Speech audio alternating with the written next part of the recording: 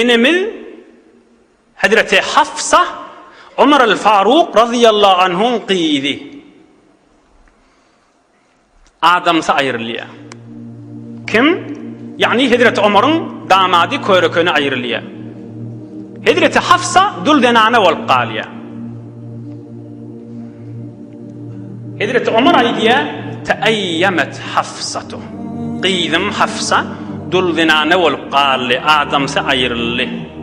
أتيت عثمان بن عفان رضي الله عنه فعرضت عليه حفصة خداي تشين مرد adamlar bula heyf kibler fakat innifat hikaye qisse ol qaldır qiydimin adamsa ayrılı muddeti geçenden sonra Osman ibn Affan'ın gelip özüne aytdım qiydim Hafsa'nı sana vereyim diye aytdım adamsa ayrılı deyip Oham Hazreti Osman aytıptır, "Sa'anzuru fi emri", göreyim deyiptir. Bir neçe gün geçiptir, Hazreti Ömer de gözleşip duranmıştık. Musbat cevap verir deyip. Bolya diyer deyip. Neçe günden sonra aytıptır, "Qad badali alla atazawwaja." Maslahat bilmedim, alacak değil deyiptir. Neçe gün geçti, maslahat bilmedim deyiptir. Hazreti Ömer radıyallahu anh, Huda için merdi adamları öldüren.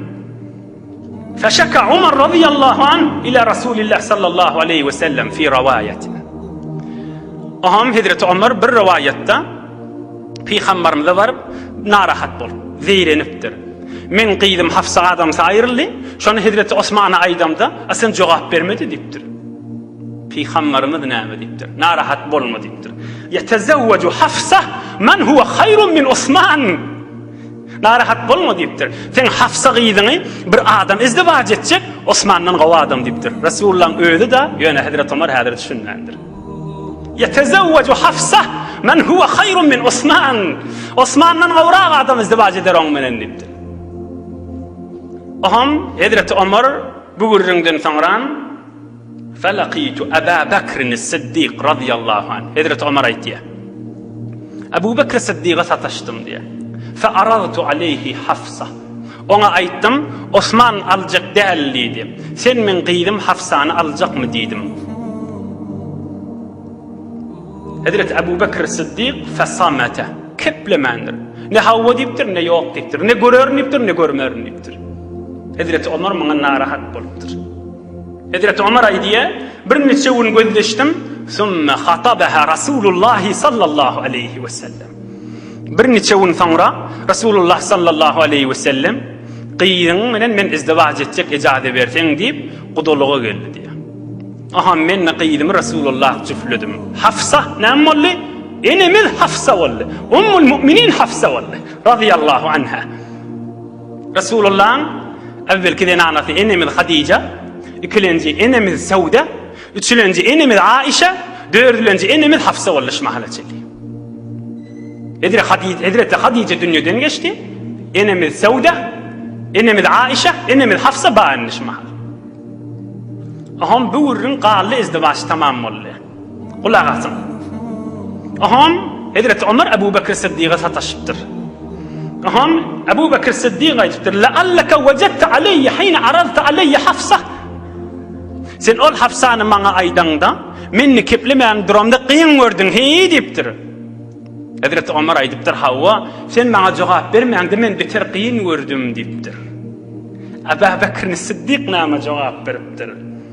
Qala Sıddık, men şu wagt sana cevap bermedigim illa anni kuntu alimtu anna Rasulullah sallallahu aleyhi ve sellem qad zekaraha فلم أكن لأفشي سر رسول الله صلى الله عليه وسلم.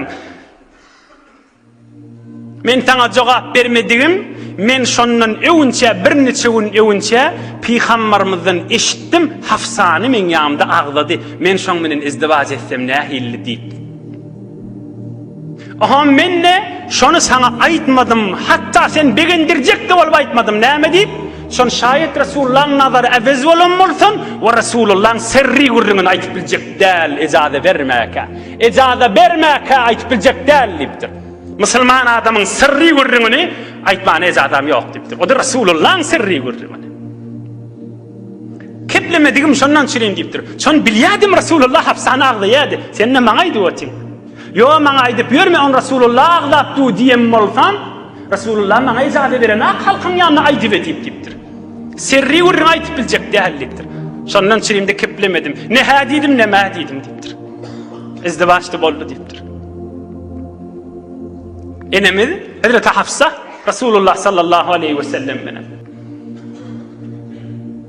Olan hemmesinin izdivacı Hazreti Osman'a, Hazreti Ebu Bekir Sıddık'a ver. Sonra da Rasulullah aytiye. Bulan kaptırlarının mızahım yok. Bir qiydi olan izdivac etcek bolsa şu mahal. Näme dip öz içerisinden asılıp başlaýar. Näme dip taşarsynyň asılıp başlanmaly. Ey musulmanlar, ey müminler, ey Allah'a ve Peygamber'e imanı va bendeler. Aya bir halal izdivac, bir qiydi oğlan, bir mücerred oğlan menenne izdivac etcek bolsa, şoň daşyndan asılıp mızahym bolýanken, şu oğlandan bir ayt tapıp, ya qıysa, ya uzin, ya malba, ya yok, ya falan yer ayva dipdi, şonu qarad izdivac ettirmellärdin, şonu şey ettiripdi, alqalşyana bağışlan bir haram işi etjek bolsa, hatta yaqin qarındaşı da bilýär şoň haram irtibaty bardyny. Hemme şonu bilmänşik bolýar. Haram kepleşýärliginden çüreyim, haram gülüşýärliginden çüreyim, hatta enesi dağda bilende şoňa da atdyýan akda. Emme şu halal izdivaçdan çüreyim, hemmesi aýbyň ýerine gelmeli. Aya musulmançylykmy şey? Aya kıyamet mesuliyet ağır bolmazmy? Aya senin Muhammedur Rasulullah diýip de şoň perçemiň teňine ýaşamakmy şey?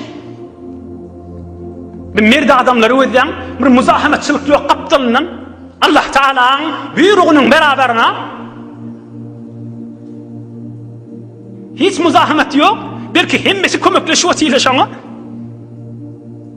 Daýda ejekeden yaqin garyndaşyndan tädaş izdivaç bolsa gowdatdyr diýip Allahyň buyrugyny tutýarlar.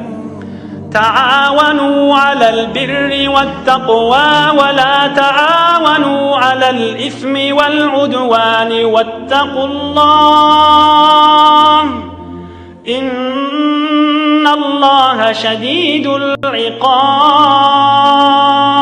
Allah'ın buyruğu.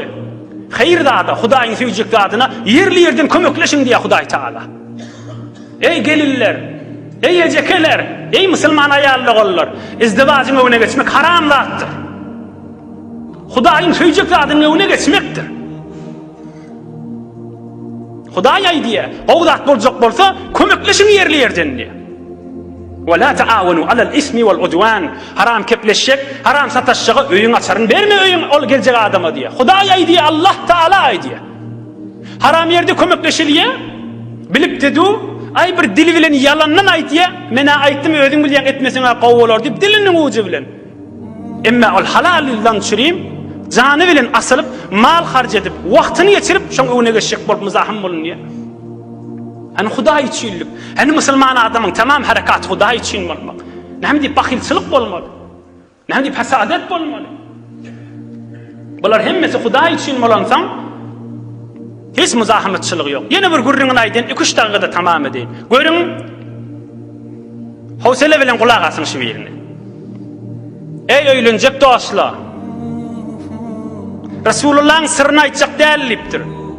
Şu mahal bir qiydi oğlan gelin boljak bolanna, bir oğlan öýlenjek bolanna, ikisi biri-birini tanıyanak da, oham erki oğlanyň tarafy qiydi oğlanyň gelip mahallesinden soraýar. Falanydan soraýar.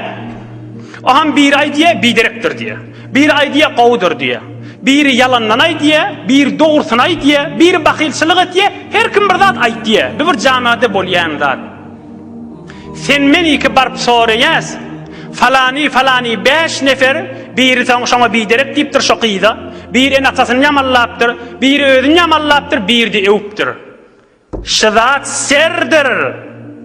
Oham bil oglan şo qydy bilen izdivac edýär, soňra oturşyp duqala aýdýar. Men sen mahalläňe baramda, falani sen öwdi, falani sen ýamallady, falani sen ede taň ýamallady, falani de saňa beýtdi diýär. Şazat mescidiň mihrabyna tin haram zat.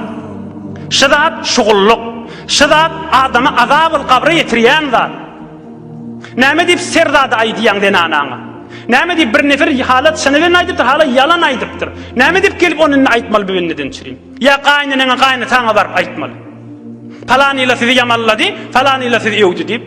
Nemimani yaman diýdi şahedin, sohançyn bolsa ham bolma sohançyn. Resulullah fuzulçylygy azabyl kabra etirer diýipdir. Näme diýip fuzulçylyk etmeli erkadam bol.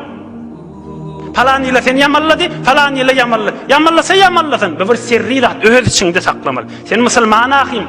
O benne ýaxşylygy diýip aýdypdyr, ya yamanlygy diýip aýdypdyr. O tamam boldy. Ol aýtjagyny aýtdy, öz mesuliyeti kıyamat. Emma sen menden diýip soňra den anaň ýanyna aýtmaly, falan ila sen yamalladı, falan ila sen ýewdi diýip, bila bir sirri wurrundy.